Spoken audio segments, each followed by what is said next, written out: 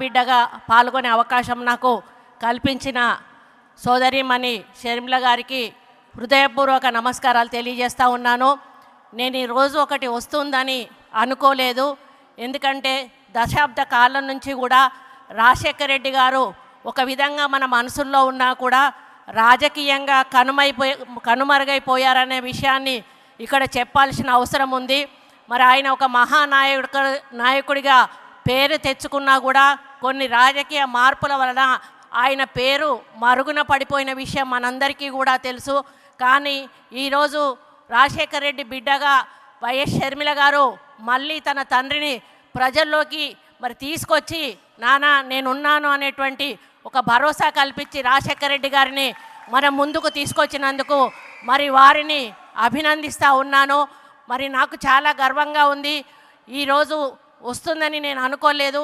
ఎందుకంటే ఇప్పుడే రామచంద్రరావు అన్న చెప్పినట్టుగా నా భర్తకు ప్రాణదానం కల్పించిన రాజశేఖర రెడ్డి గారి కోసం ఆ రోజు నేను మంత్రి పదవిని వదిలిపెట్టుకున్న విషయం మీ అందరికీ కూడా తెలుసు.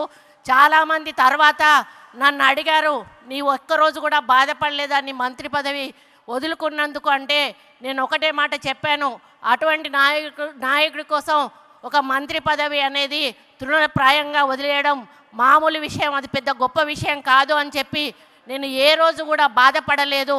కాబట్టి అటువంటి మహానాయకుడు మన కాంగ్రెస్ పార్టీలో ఉండి మనకు సేవలు అందించి మళ్ళీ వారి కూతురు ఇక్కడ కాంగ్రెస్ పార్టీకి బాధ్యత వహిస్తూ ముందుకు తీసుకెళ్తున్న తరుణంలో పొన్నం ప్రభాకర్ అన్న చెప్పినట్టుగా తప్పకుండా రేవంత్ అన్న మా తెలంగాణ ప్రజలందరం కూడా ఆంధ్రప్రదేశ్లో కాంగ్రెస్ పార్టీ అధికారంలోకి వచ్చే వరకు మీ వెన్నంటి ముందుకు నడిపిస్తామని తెలియజేసుకుంటూ ఈ వేదిక మీద నుంచి మా ముఖ్యమంత్రి గారు రేవంత్ అన్నను ఒక్కటే రిక్వెస్ట్ చేస్తూ ఉన్నాను. అన్న ఒక సమైక్యాంధ్రలో ఒక మంచి ముఖ్యమంత్రిగా పేరు తెచ్చుకున్న రాజశేఖర రెడ్డి గారికి ఆయన స్మృతివనం అంటూ ఇక్కడ ఆంధ్రప్రదేశ్లో లేదు, అక్కడ తెలంగాణలో లేదు.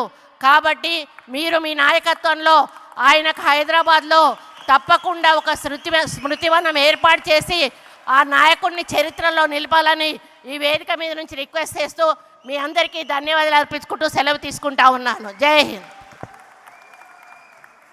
థ్యాంక్ యూ అమ్మా. తెలంగాణ నుంచి ఇటీవల జరిగినటువంటి పార్లమెంట్ ఎన్నికల్లో జానారెడ్డి గారు అబ్బాయి రఘువీర్ గారు 5 లక్షల ఓట్ల మెజారిటీ గెలుపొందారు. వారికి ఒకసారి మన ఆంధ్రప్రదేశ్ కాంగ్రెస్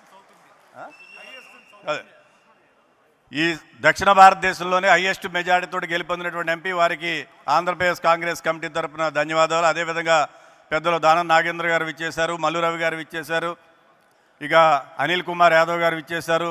సమయాభావం వలన అందరినీ క్షమించారు.